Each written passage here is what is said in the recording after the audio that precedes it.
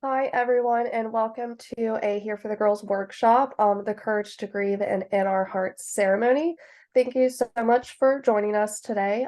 We have a lot on our schedule for today. And if you have any questions, please feel free to put them in the chat, and we will ask them on your behalf. To kickstart our day, I am going to introduce Dr. Louise Lubin. She is a licensed clinical psychologist with over 40 years of experience in adult, marital, and family therapy. A major focus of her work over the last 35 years has been in health psychology, with an emphasis on chronic and life-threatening illnesses. She has developed a program, Many Paths to Healing, for hospital systems and physician groups to provide patients with the tools necessary to cope and manage a variety of diseases. These programs focus on harnessing the knowledge of the body, the power of the mind, and the wisdom of the spirit. In her most recent book, Your Journey Beyond Breast Cancer: Tools for the Road, Louise shares an interactive guide to restore, revive, and rebuild patients' lives at any milepost at their breast cancer journey. Today, Louise will help you explore the myths that surround grief, restore your spirit, and renew your faith in your ability to weather grief, known as the storm clouds of the heart. And on that note, I'm going to pass it to you, Louise. Thank you, Alicia. First of all, welcome everyone, and I really appreciate your willingness to join us today. The title of this workshop or this presentation, The Courage to Grieve, really speaks to what I think in our society is the difficulty and the avoidance and the fear that many of us have when we deal with any kind of loss or when we allow ourselves to grieve. It's my belief that a diagnosis like breast cancer or any serious life-threatening illness is a loss.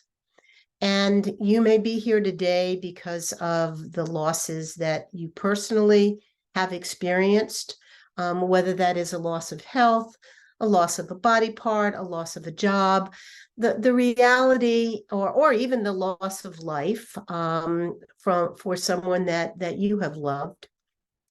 The reality is that loss is a part of life, and life is a series of beginnings and endings. And like all of life, we move in circles. There are cycles, there are seasons. We're moving into fall. Day goes to night, life goes to death. And so we're going to be talking about trying to manage these cycles and recognize that we can allow ourselves to grieve. David Kessler is a psychologist who worked for many years with Elizabeth Kubler-Ross, who was really the pioneer in educating the medical community about loss and grieving and death. And some of the things that he says, I think, really ring true. One is that what we run from pursues us, and what we face transforms us. So part of what I think happens, particularly with grief, is that we're afraid to grieve. We're afraid that if we open ourselves up to feeling grief, then we're not going to stop feeling that grief, or we're going to be overwhelmed. And the reality is that no feeling is final. It is constantly changing, and the pain of loss constantly changes. So we're afraid we're going to get stuck in it. So particularly as a society, we avoid it. So I really want to applaud you for your willingness to participate today.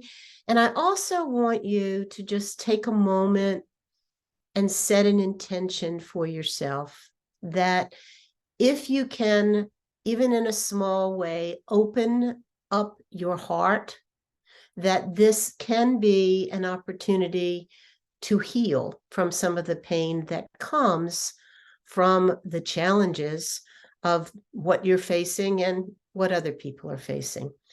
So with that,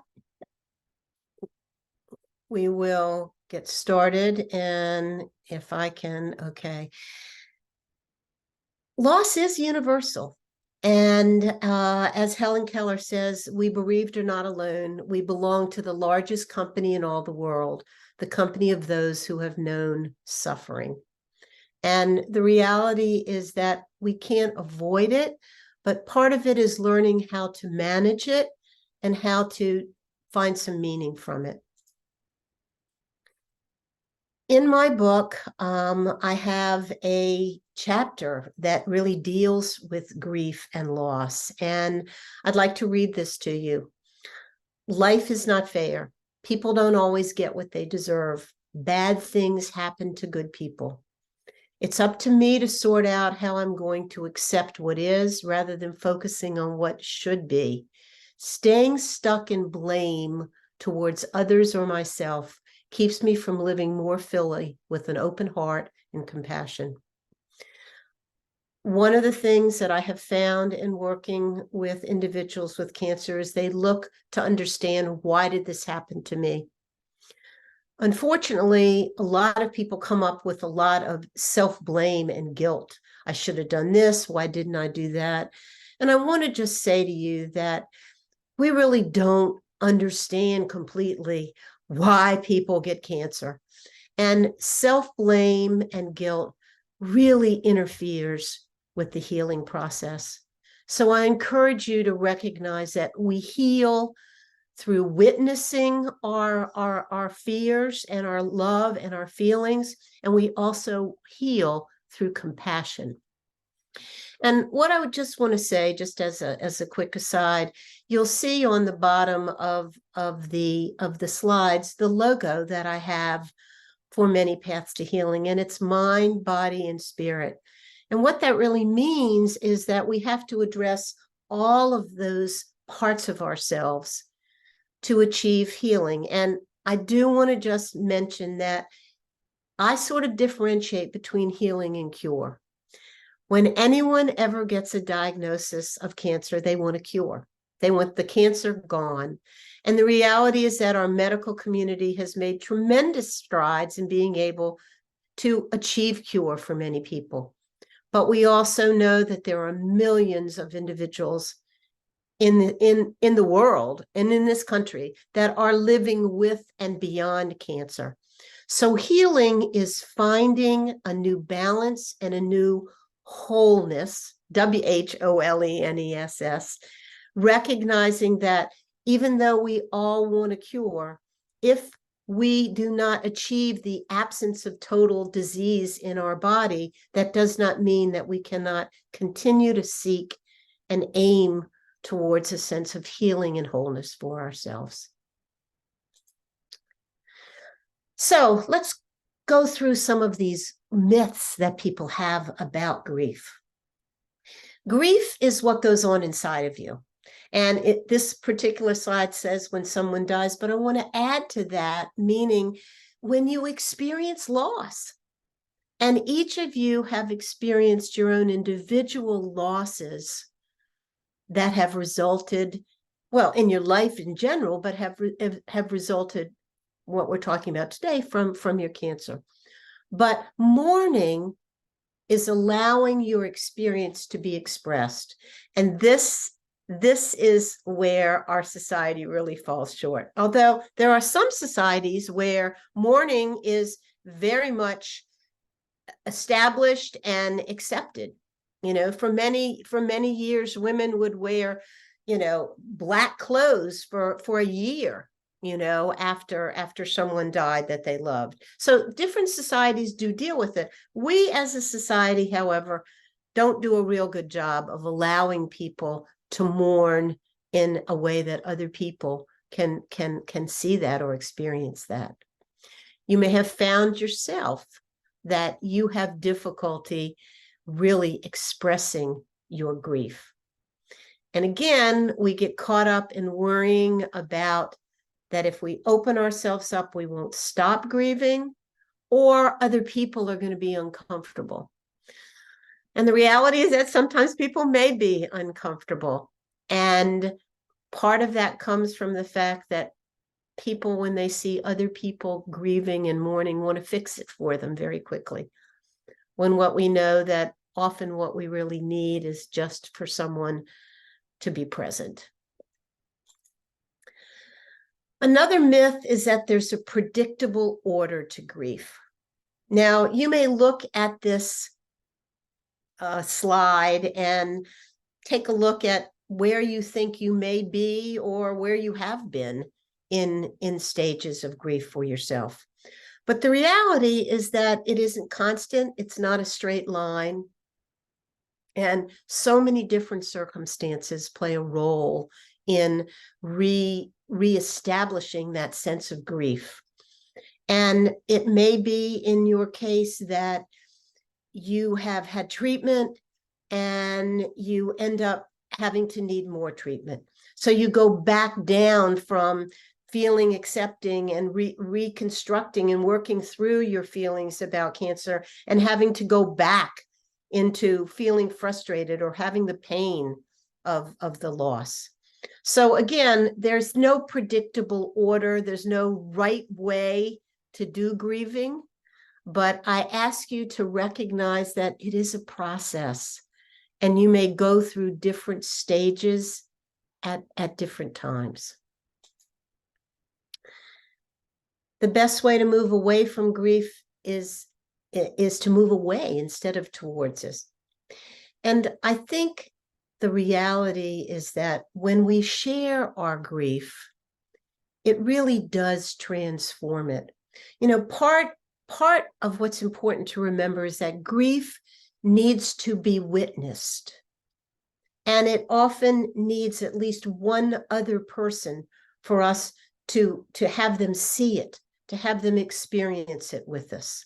So grief shared lessens the sharpness of it. Pain and loss can feel very sharp and very tearing. You know, again, there are certain societies that the whole idea of tearing is very much connected to loss. And I think grieving and sharing it with someone rounds the edges of that tear so that it allows us to feel safer to express it. Tears of grief are only a sign of weakness. Tears are a river that take you somewhere. Tears lift your boat off rocks, off dry ground, and carry it downriver to someplace better. You may find that tears can be renewing in some ways. They can also be exhausting, okay? But the reality is that the energy that we spend in locking down and pushing back is energy that we need for our life. And clearly, you know, sometimes we feel like there's a river that's just never going to stop flowing or it's going to flood us. That's our fear. Our fear is that our tears are going to flood us. And the reality is that stopping that river, damming up that river is not healthy for us because that pain and that loss gets internalized and ends up manifesting itself in different ways that are often not healthy and that can really lead to feelings of depression and emptiness.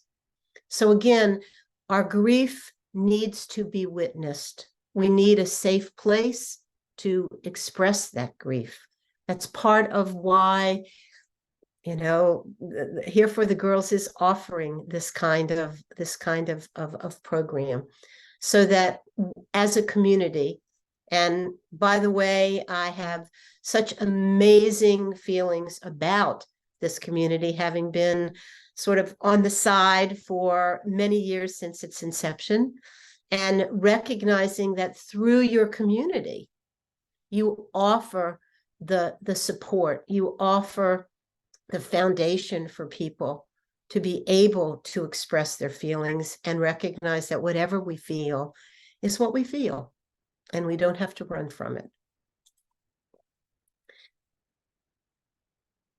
How do we embrace the sadness of grief?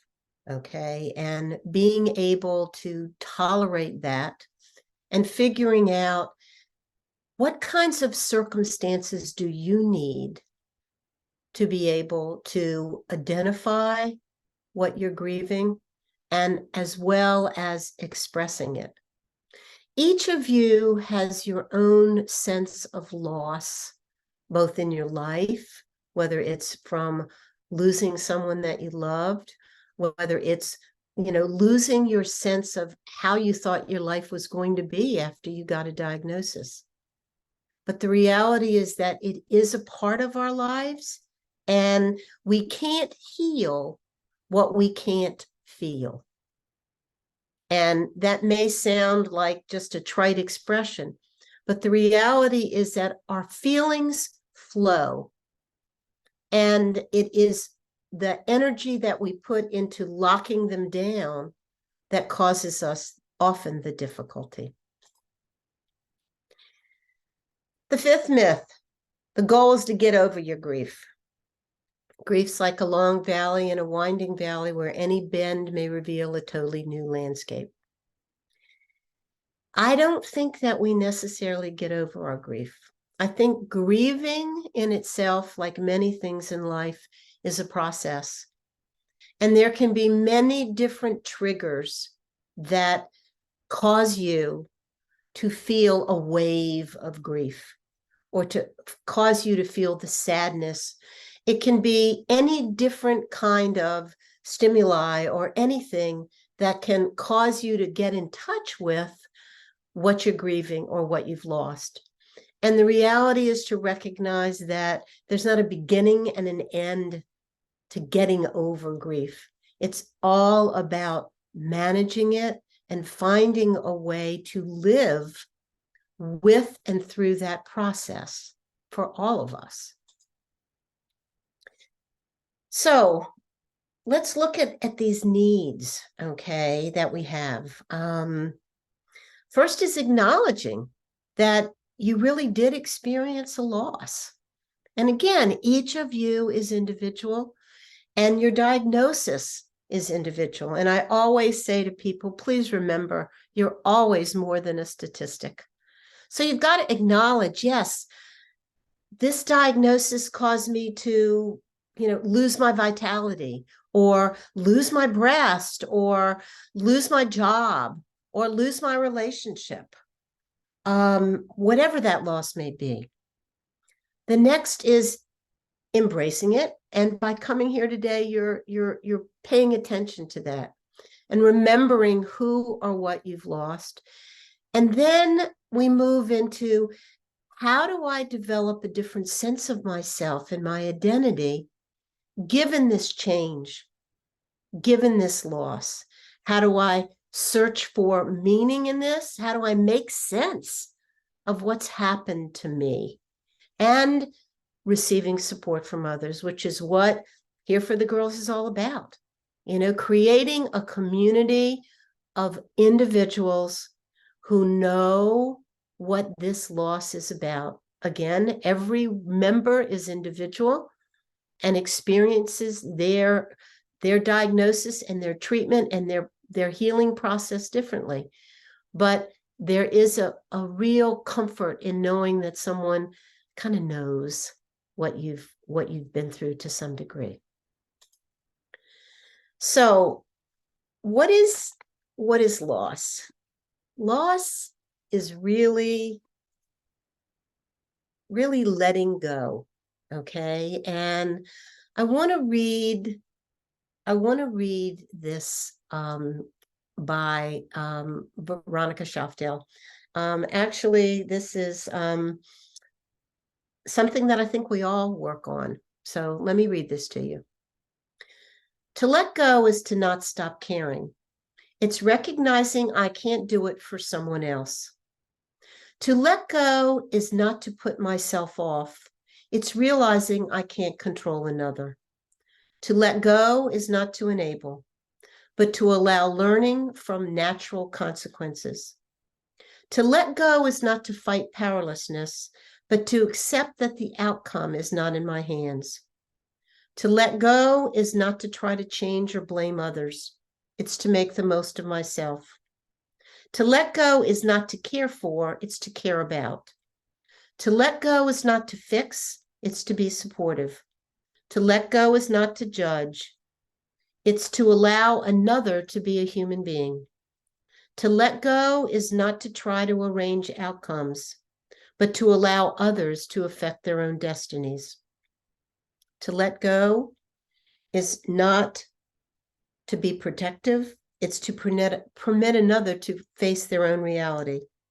To let go is not to regulate anyone, but to strive to dream what I can, but to strive to become what I dream I can be. To let go is not to fear less, it's to love more. Loss is about letting go.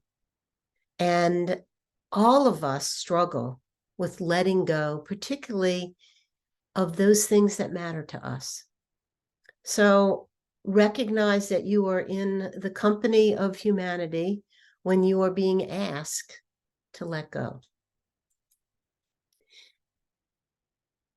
I know that this is probably not something that is new to any of you, but I think one of the things that most of us miss is in the presence of someone else's pain, in the presence of someone else's grief.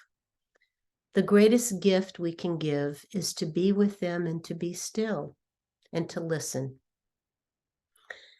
And I'm sure that all of you have found through your cancer journey that people will really say the darndest things to you. They really mean well, they want to help, but the reality is that often the things they say don't help at all, and they want to take away your pain. When we see someone we love suffering and tearful and dealing with grief, we want to fix it for them. And the reality is that, again, your presence and being able to listen is so very, very important. We have trouble with empty space. And yet the reality is that the healing often comes from that stillness and from that empty space. We don't need to be as fearful of that empty space, which all of us are, okay? But part of it is not only allowing yourself to feel that stillness and that empty space, but also to know that you have ways, healthy ways, to fill that space and create the kind of energy for your life and for renewal and for restoration. So hopefully the technology is going to work here, but I'm going to ask all of you, hopefully you are at a place that you can have some quiet around you. And I'm going to ask you, if you can, to see if you can just find a quiet space, okay? Sit up if you can, and if you will, bring your awareness to right now and to the sound of my voice. Just for the next few moments, become aware of the fact there is no other place that you need to go. There's nothing you need to do,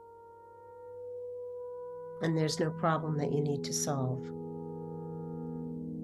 Leave outside of this space all you don't need, and if you can, if you choose, let go of all the distractions and become aware of your breathing.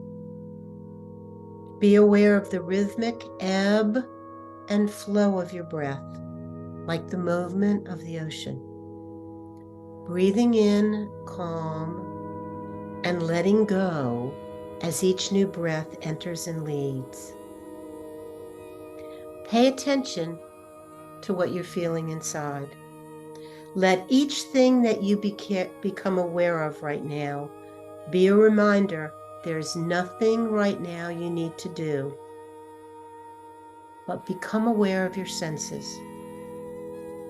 Be in touch with the seat below you, the sounds reaching your ears, and allow your eyes to find a comfortable place, either open or closed, whatever's comfortable.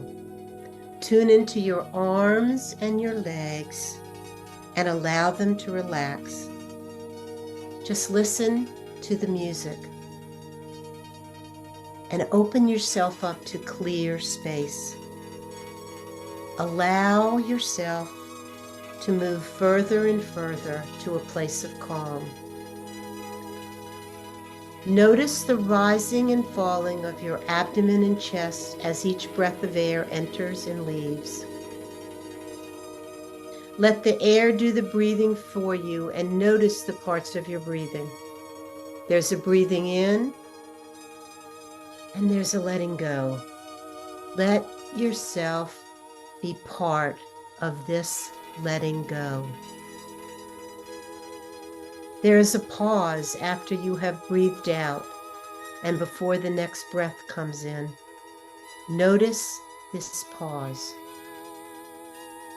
Some say at this pause, we are our closest to our higher power. Simply allow yourself to sink into that space. The beginning of all sound is silence. Within the silence and during the pause, become aware of that spark of energy that starts each new breath. Follow that spark deep within to the source within you, to your inner essence. And at this very central place, who are you? What really matters to you?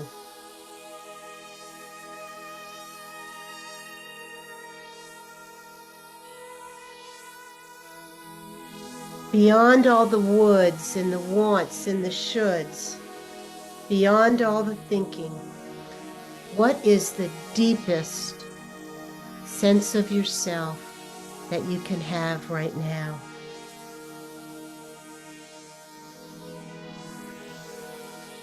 Breathe into this part and feel it as clearly as you can.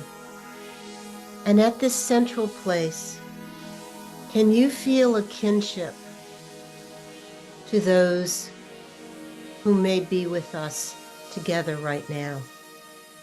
A connection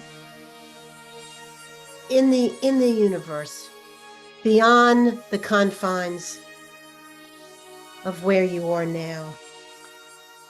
Can you perceive a relationship between you and the sky and the sun, the rain, the oceans, the lakes, the rivers? Can you feel that connection to the animals and the birds that populate this globe?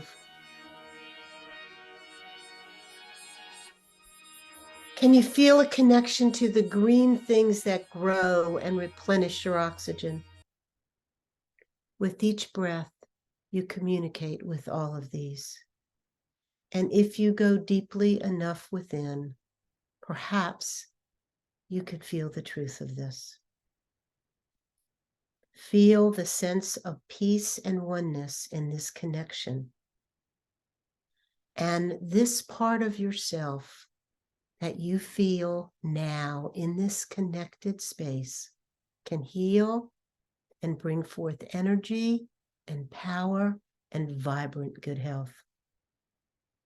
Know that this part of you can, if you choose to bring peace and harmony and love to every part of your life, now in this breath, letting go of all else. At the central place is your inner healer. Take a minute and just be in touch with your inner healer and your inner source of caring and being cared about. Know that you can return to this very central place within you, whenever you take the time to breathe, to stop and become mindful and aware of your breathing and letting go. Know that whenever you think the word calm, you think the word breathe, you can return to your inner healer. And in a moment, we'll begin to return to a more wide awake awareness of the space around you, of the sounds reaching your ears, the surface below you, and we will return with a sense of renewal, a sense of being ready to move into new health and healing.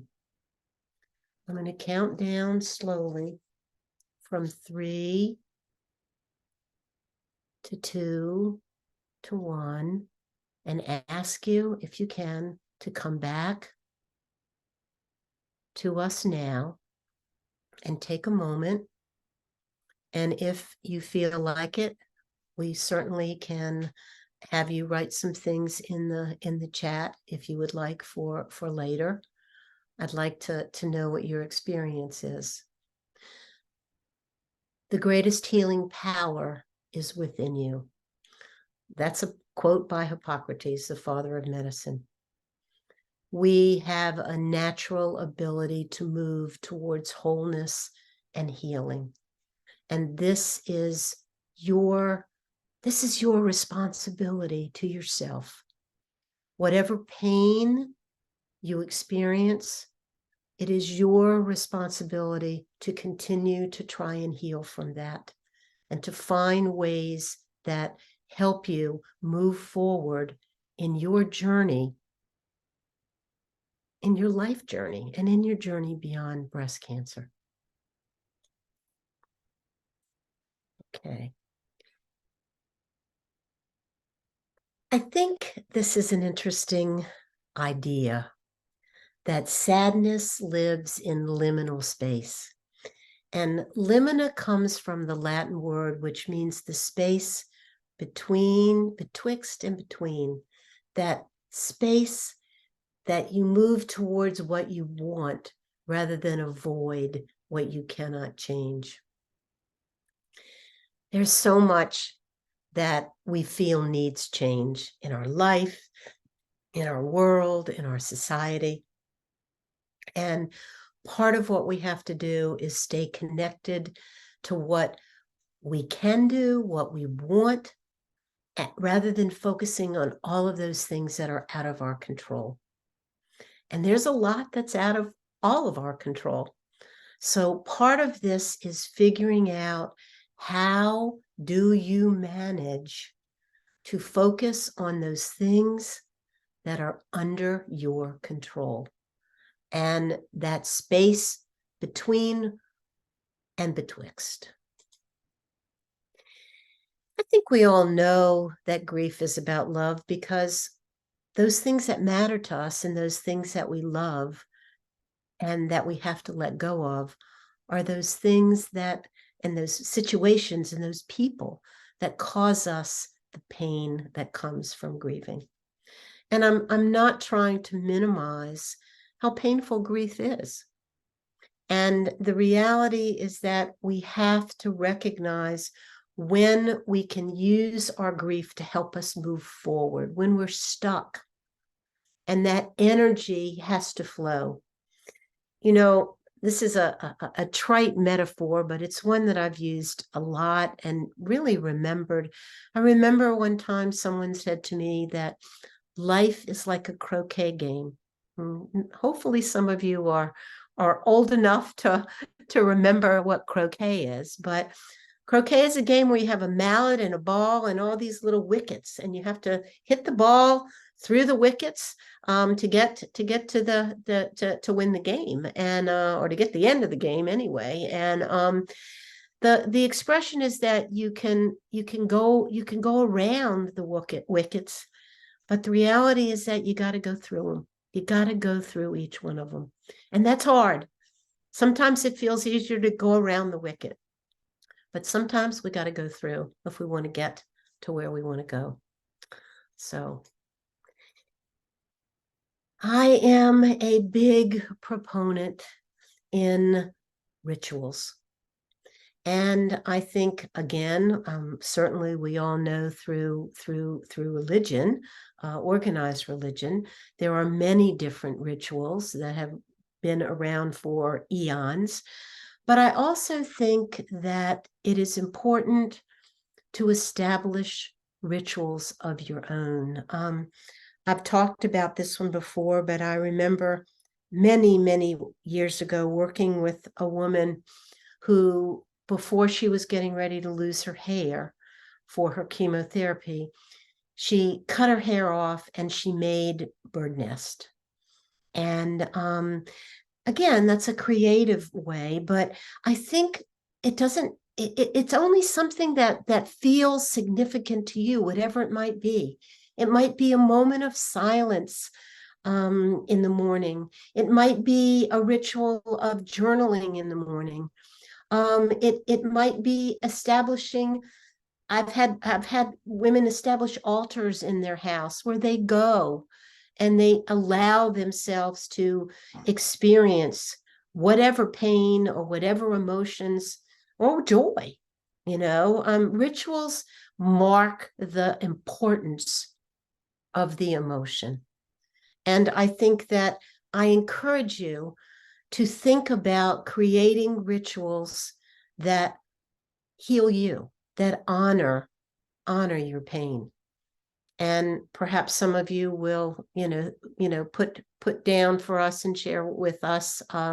We can go over that at the end if you'd like.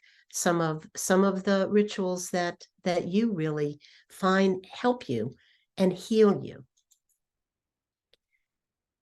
I bring this up, survivor guilt, because I have found that when we are part of a group of individuals who are sharing the same kind of challenges that we have, we will find people and we will interact with people who are at very different points in their survivor journey.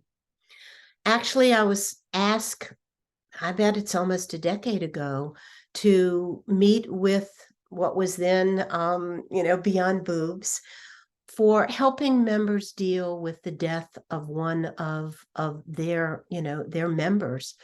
And it was important to come together. It was important to grieve the loss of their member. But I also think it's really important. Sometimes individuals feel guilty.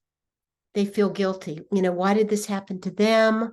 Why not me? Or thank goodness it's not me, whatever the belief may be. But sometimes people, and again, I think when you are part of a group, you open yourself up to the reality that people are at different places in their survivorship journey.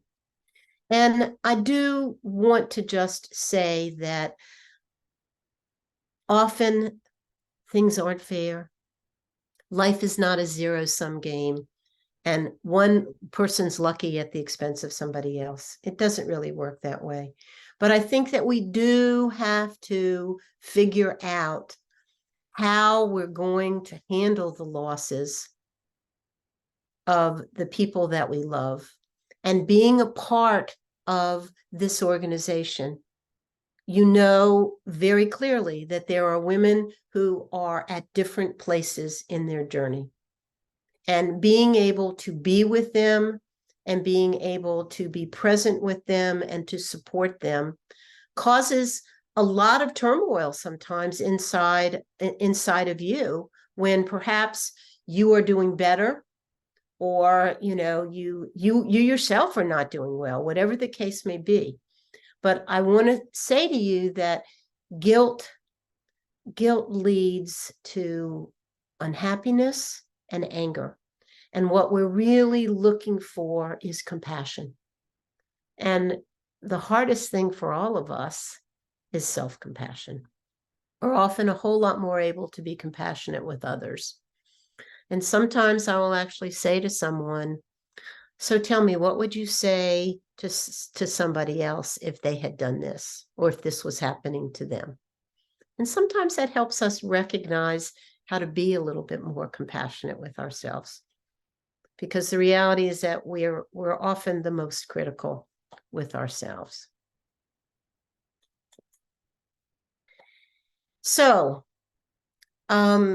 obviously, as I said, grief has to be witnessed, and we need support.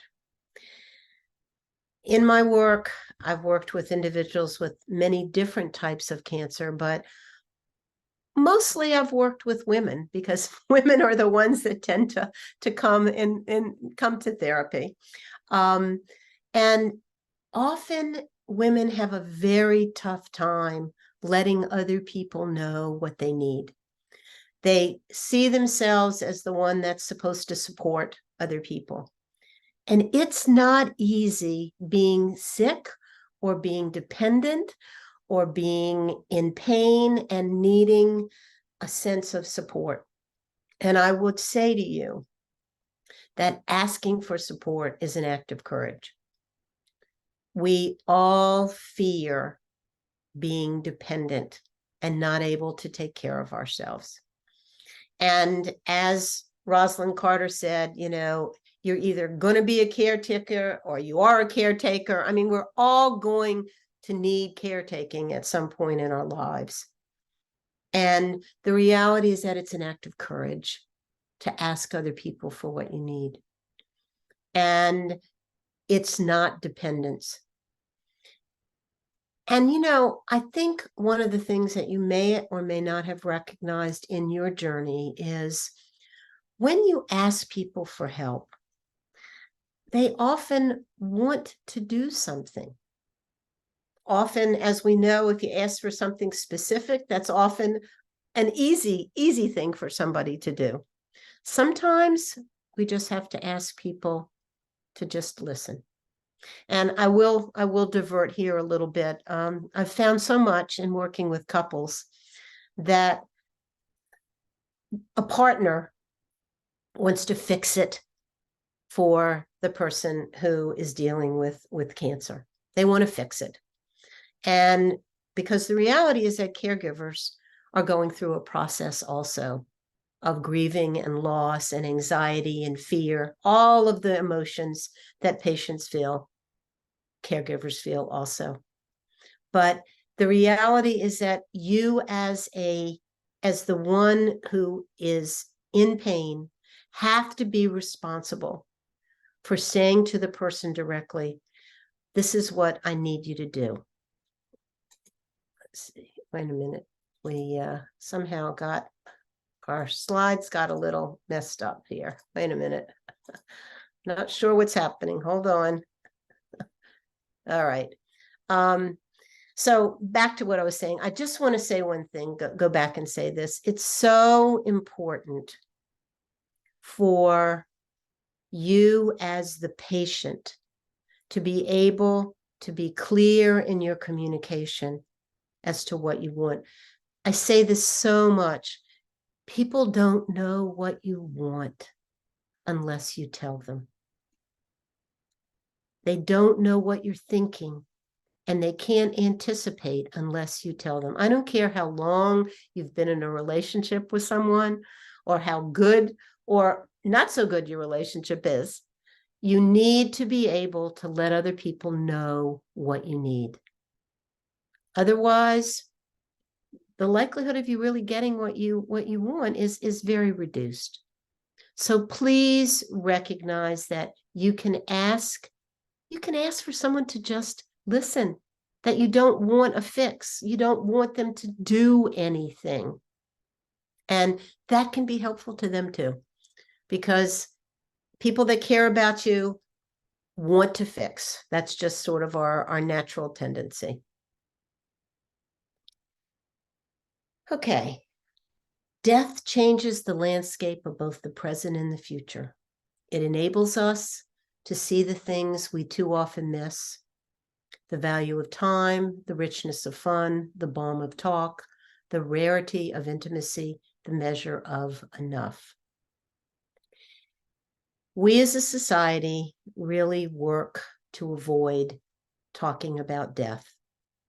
And the reality, in my experience, both as a caregiver and as someone who has had the privilege of working with individuals with life-threatening illness, is that that's the first fear. That's the first thing that comes up when anyone gets a diagnosis of cancer. And that fear is something that changes over time. It is the first time for many people that they recognize their mortality.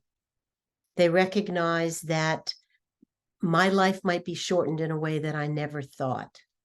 And it changes many things and many relationships and changes what's important for people. And the reality is that that fear is sort of like it's in the front seat when you first get diagnosed. And with time and good health, that fear of reoccurrence, that fear of the disease shortening your life, it kind of moves to the background, sort of to the back seat. And then, in my experience, any kind of situation might trigger that fear again. It may be a scan comes up, or it may be a symptom that you're not exactly sure what it means, and you have to wait to get to the doctor's office. That fear of reoccurrence and the fear of, is the cancer going to shorten my life, is part of this process. And part of the challenge is learning to manage that fear and recognizing that you're going to focus on what you can control. And there's many different tools and ways to do that, okay? But what we're talking about today is recognizing that it's normal to think that death is something that we want to avoid, okay? And the reality is that none of us knows how long our life is going to be, but we don't live our lives thinking like that. We live trying to focus on what is under our control. And the reality is that sometimes we have enough of a loss, or something happens that's strong and powerful that causes us to stop, and we have to grieve it. And I applaud you for coming and being willing to at least open yourself up to the idea that you can grieve and that you can move forward from it and not stay stuck in that dark place.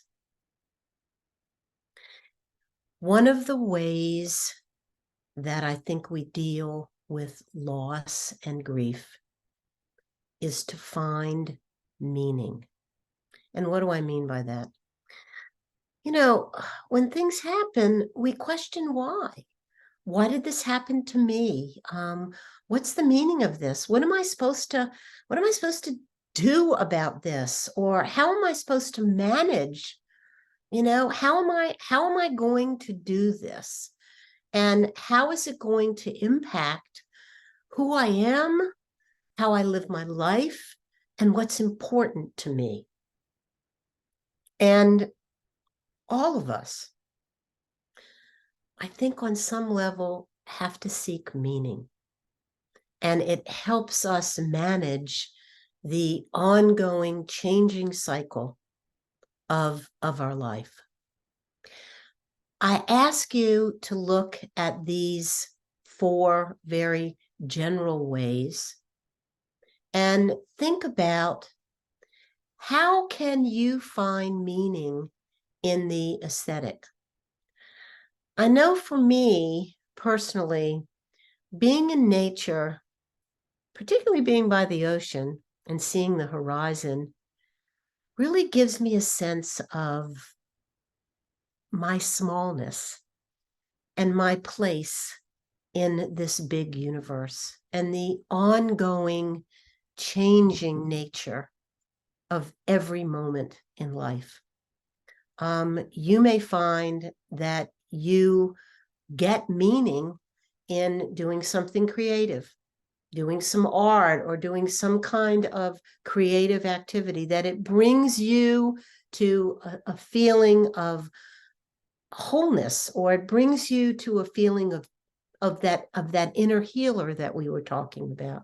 You lose time when you are mindfully engaged in something and in the moment. Mindfulness is paying attention to the present moment without judgment.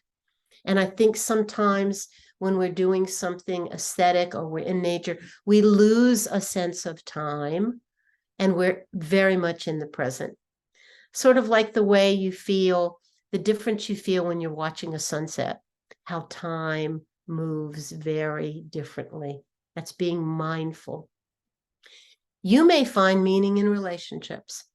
And obviously, if you're part of Here for the Girls, you are finding meaning in relationships with the other women.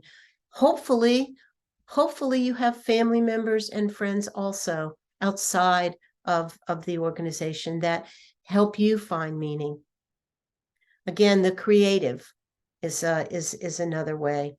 And then the attitude of how do you feel about your illness.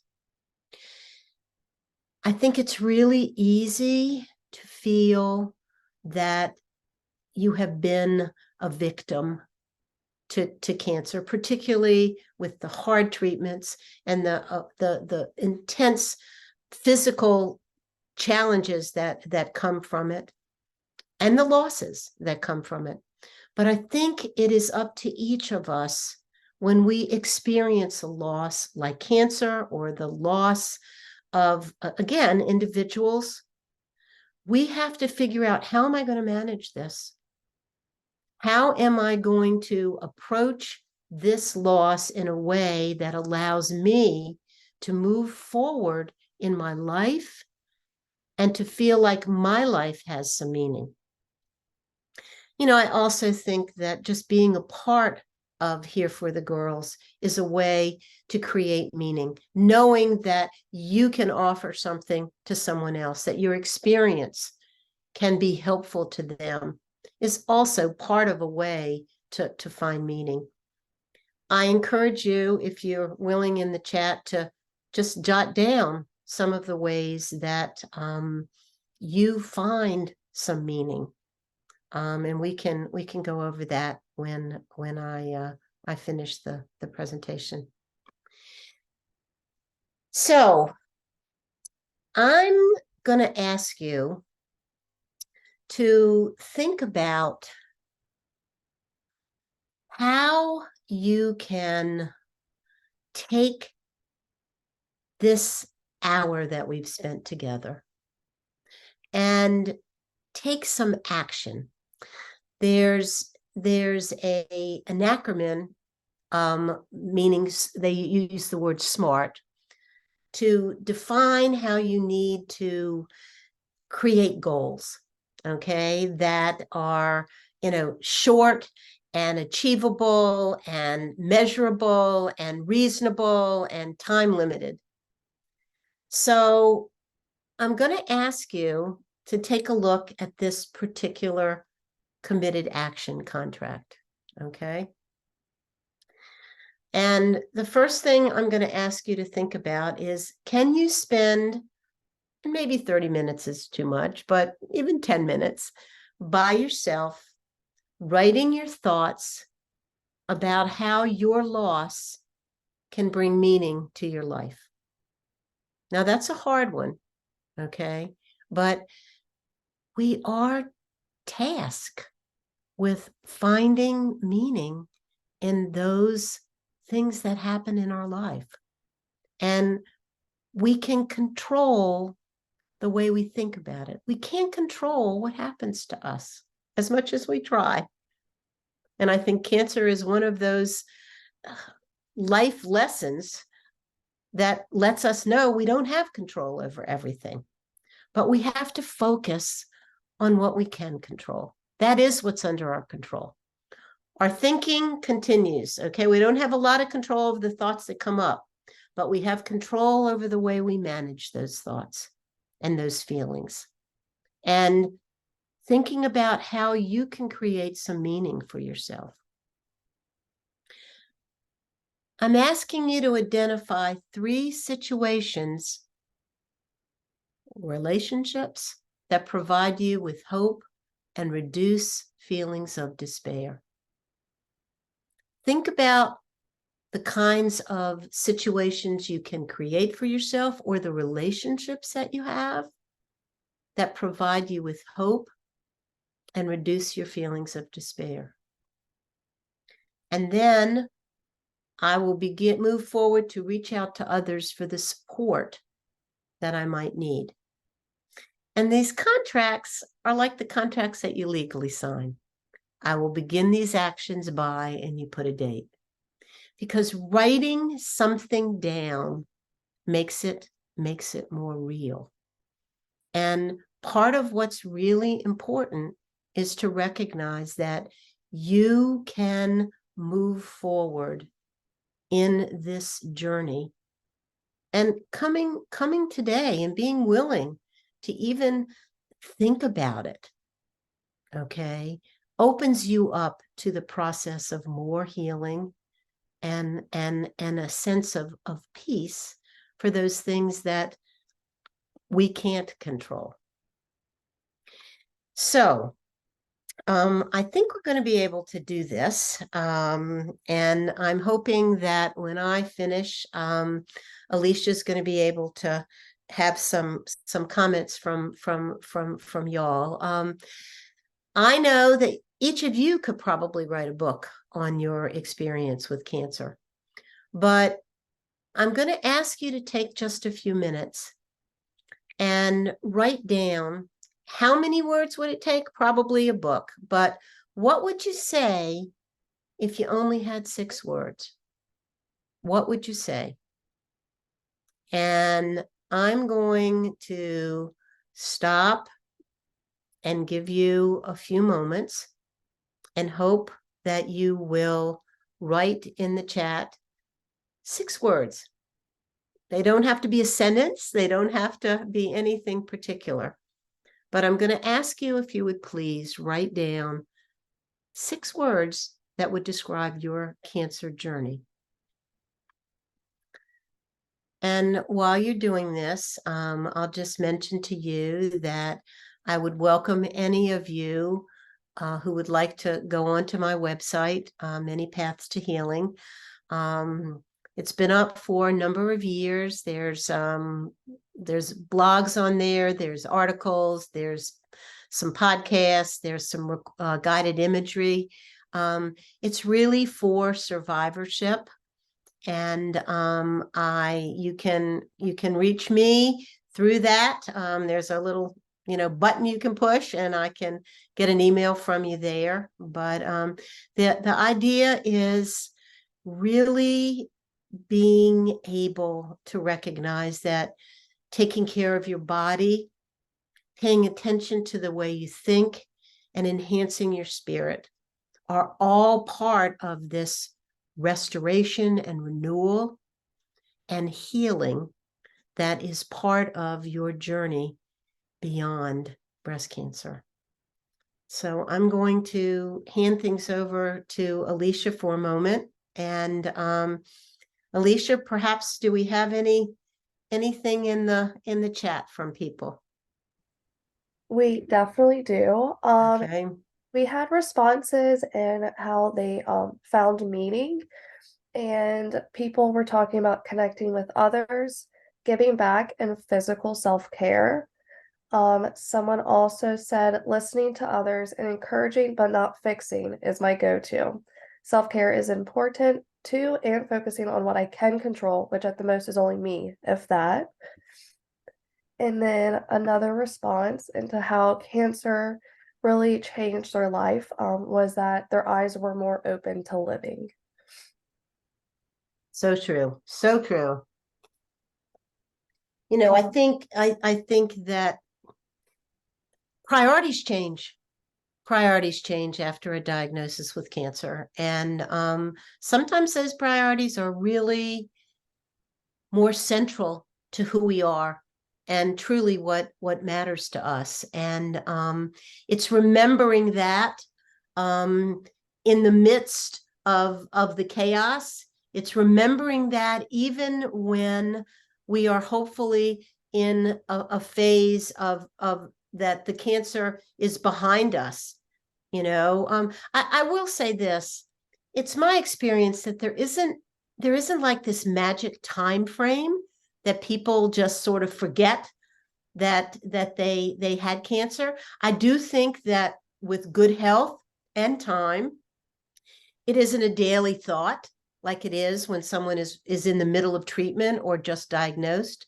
But the reality is that it is a life-changing event for. And again, I probably have a bit of a bias because the people who are coming and talking to me are people who are dealing with it, you know, directly. But it offers one an opportunity to get one's priorities in line, and that doesn't necessarily have to mean that you think you're dying, so you have to get your priorities in line. I think it's a matter of recognizing that you want to live a different life. And the life that you have that life is a gift that we can't always count on. And I think that's one of the messages that cancer really brings to people. How about anything else, Alicia? Anybody got any more? Yeah, so we have a question for you. They asked, how can you encourage caregivers to take the time for themselves and to have them grieve the changes that have happened in their lives? Okay, it's a good question. This is going to sound kind of simple, but I think it's probably the way you begin.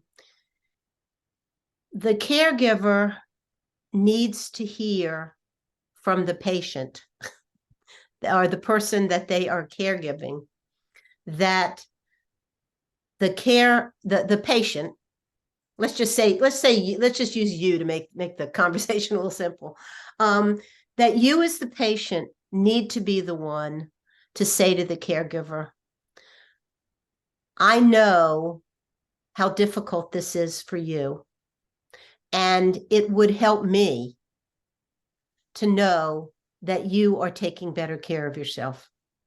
This is a marathon and not a sprint. I know that's a trite expression that people use a lot, but it's true. Okay, it's a long road, and we run a marathon differently than we run a sprint. Okay, it's taking time, and I will help you find some ways to take some time together. If I am not okay with you taking time by yourself, we'll find somebody else to help. But I want you to get off by yourself or do this, do that, whatever it is that it's like care for the caregiver. It's like, you know, the trite thing on the airplane, you know, put your oxygen mask on before you try and save the person, you know, that you're flying with. You know, I need the patient, if you're the patient, you need to really be direct with the caregiver and say, I see how hard this is for you. And that only makes it more difficult for me. We are in this together. Okay. But I know that just like I have to take care of myself, you've got to take care of yourself. So again, it sounds kind of simple, but I think it's really the only way, because everybody else telling the caregiver isn't going to have anywhere the power of the patient saying to them. And even if it's just, I need you to go and take a walk today for half an hour. I need you to get out of here, or I need you to give me some space so that you can take some space for yourself. I so appreciate all your love and your care, but I see it's wearing on you. Just be direct with them. And I think that that's at least a start. You know, it doesn't help for anybody to be a martyr. It just doesn't. And I mean, again, caregivers really feel the pain. They feel the fear. They feel the loss. They are going through the same experiences without necessarily the physical. Okay. But the patient has to be the one to set the tone. Okay. Really great, Louise. Okay. Someone also added to how breast cancer changed their life, and they said that their priority changed for the good. Things worried about and the need to control lessened were their results from their cancer diagnosis. Yeah, that's so true. That's absolutely so true. We know it, but sometimes when we experience all the challenges, you recognize in a day-to-day way, I can't control this. And I think I think one of the things that I would just emphasize with that is when you're in a situation when you are feeling out of control, I think the thing that's helpful for all of us to do, excuse me, is to just stop and pause and breathe. Because I think if you focus back on yourself and your breathing, it allows you to, number one, get out of that high stress mode that your brain is in. Okay. Like when you're sitting, I mean, I'll just take a very simple example. When you're sitting in the doctor's office and you're waiting and everybody that came in after you is coming, you don't have any control. Okay. The thing to do is to focus back on yourself. I mean, that's a very simple example, but focus on yourself, focus on your breathing, redirect yourself to calming yourself, and focus on what's under your control at the moment. And what's under your control at that moment is you and how you respond. So stop, take a breath, observe, and then proceed. Okay. Yeah. I had my own question actually. You talked about letting go and you read that piece from the book, which I just thought was so impactful, and some other people were commenting the same thing. I know that sometimes there is a thought in letting go that we are forgetting a loved one that has passed, or even just our journey that we have been on. Can you kind of speak on that and in letting go, we can still remember the things that have happened, but we're still moving forward? Yeah, I mean, I think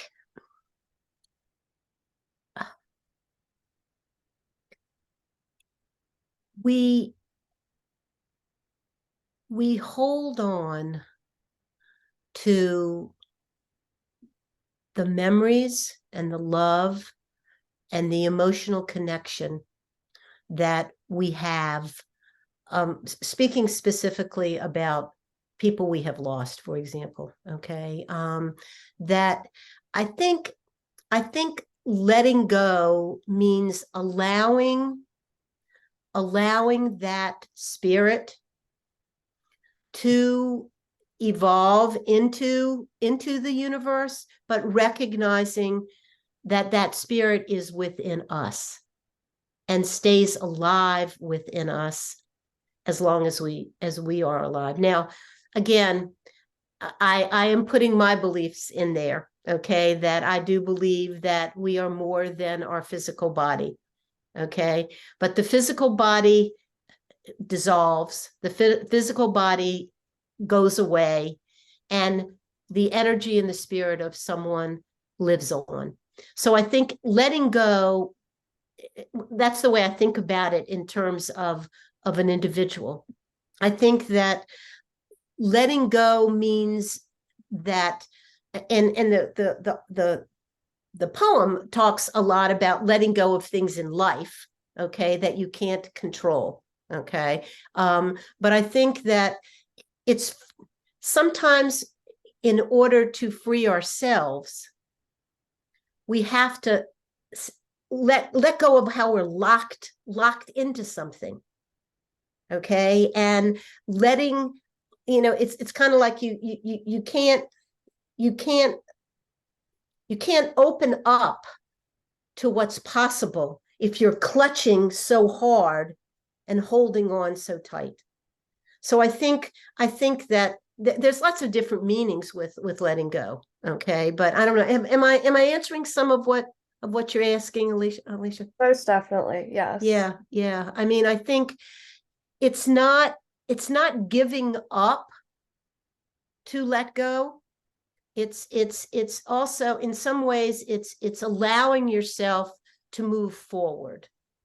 And clearly, when it comes to letting go of someone that you love, it's recognizing that their physical presence may no longer be in this plane, but who they were, how you loved them, your relationship with them lingers on. And I think we all recognize that, whether the relationship was good or not so good. I think unfortunately a lot of people hold on. We hold on to the pain. Okay, that and part of our responsibility is to work to move through that pain and recognize, that's a hard process, not a glib, couple of words to change that, but that's our responsibility, to work for ourselves, to allow our life to be all it could be, and to work to heal the wounds, that either life or situations have brought to us. And it's a journey, and we're all on that one for sure. So Someone asked a question related to this, and they said, how do you let go when the grief is back to back to back? okay, what I would say is grief, and I have a slide on another workshop on this, but grief is on a continuum with depression. Okay, it is normal to grieve. Sadness is on a continuum of depression. Okay, and the reality is that we have to look objectively, okay, at what and how that grief and sadness is being manifested for someone. Okay, and if someone is unable to stop crying day after day after day, if someone is so sad and so full of grief and so distressed that they are not sleeping well, they're isolating, they're abusing medications or drugs, they're thinking about life not being worth living, then we're really into an arena of, you need some help. You can't do it alone. Okay, and it may mean that you've got to get with your doctor. You may need some medication. You may need some therapy. I mean, again, you have to be able to be aware of where you are on that continuum so that you can responsibly get the help. Sadness is not depression, but sadness can lead to depression if it is not dealt with appropriately and treated. And I encourage anyone who is listening, who feels like my grief is heavier than I can carry, that they reach out and they get some professional help. I will just say this as an aside. I've worked with many women with breast cancer who never in their life ever needed any medication for any kind of anxiety and depression. And whether it was the cancer, the treatment, the chemotherapy, the whatever, okay, they have had to have, for a time, some medication to help them get through the process. That's not failure. That's not failure. Recognize and be proactive in what you need, okay? And that's important to realize. Where are you on that continuum so that you can get the help that you need? So that if you're crying and you can't stop crying, Okay. That's not what I'm advocating. Okay. But I am wanting you to recognize that to cry doesn't mean you're depressed. Okay. But recognize where you are on the continuum. Okay. And then we had Lisa share something. And Lisa, I just want to thank you for sharing. You can go ahead and talk if you like. Please. She's on mute. You're You're on muted. mute. You're muted, Lisa.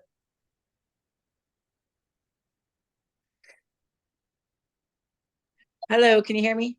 I can, yes. Sorry, I have so much trouble on my phone. I have another meeting to go to shortly, so I'm so sorry. I believe I met you before about, I don't know, maybe a year ago, or when you did your book. So my sister and I joined for Grieve seminar when she was still alive, and then she got the Yes. book, and I never received the book. And sorry, now that's a trigger because she passed away in March.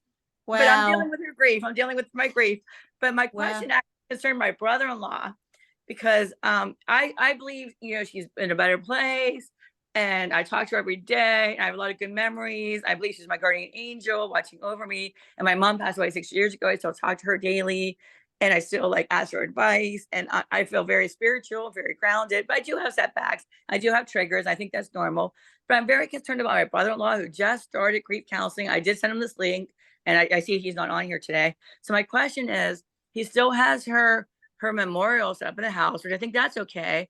But he mentioned to me the other day that he's still going to the rec center where he would take her like to swimming in this walking wade pool, and he still carries her swimsuit around with it, holding her swimsuit while he walks around.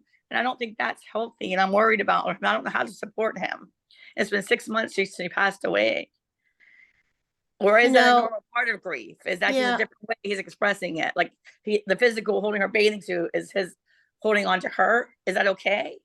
Lisa, it's not all that unusual. Okay. A lot of people hold on to anything that has the smell. Okay. Okay.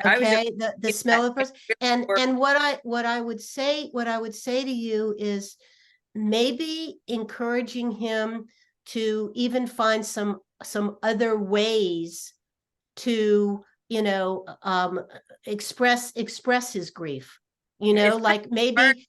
Yeah, he did start grief counseling. He has a counselor now once a week. That's good. That's a good thing. And maybe like eggshells, because he's so deeply in grief right now still. That's not abnormal. Okay. I mean, again, you want to make sure that he's taking care of himself and, doing what he needs to do. And by the way, I want to tell you, I do remember you and your sister. And I'm so appreciative of your coming and sharing. And, may she rest in peace. Really. I mean, how wonderful. I do. To have had such a loving relationship. I remember distinctly. Yes. Thank you. Pennsylvania out of a bad toxic relationship in 2021 and needed my sister. And then in that December is when she got her metastatic diagnosis. But I would not have had that time with her because she had lived in Virginia 28 years and I was in Pennsylvania. So me moving here and then just we bonded and having all that time together it's worth everything to me. Everything to me. Thank you so much for sharing that. Absolutely. Yeah. Absolutely. Yeah, thank you. Thank you. Alicia, Thanks. You're welcome. You're very welcome. Yeah. Alicia, and yeah, keep supporting him. Thank you. All righty. Alicia, I think our time's almost up, but is there any more comments that you'd like for us to read? I think those were all the comments for today. Okay, perfect. Listen, I want to thank y'all for giving me this opportunity. And like I said, if anyone wants to, contact me, you can do it through the website. And I would just like to leave with one blessing. I've said this blessing before, and I'd like to end with it. It's a healing blessing from the Sisters of St. Joseph of Lagrange in Illinois. May the spirit of wholeness be with you, awakening healing power within. May the spirit of harmony restore rhythms of body, mind, and spirit. May love touch you, strengthen you, and give you peace. Amen. Thank you, all of you. Thank you so much, Louise. You're very welcome.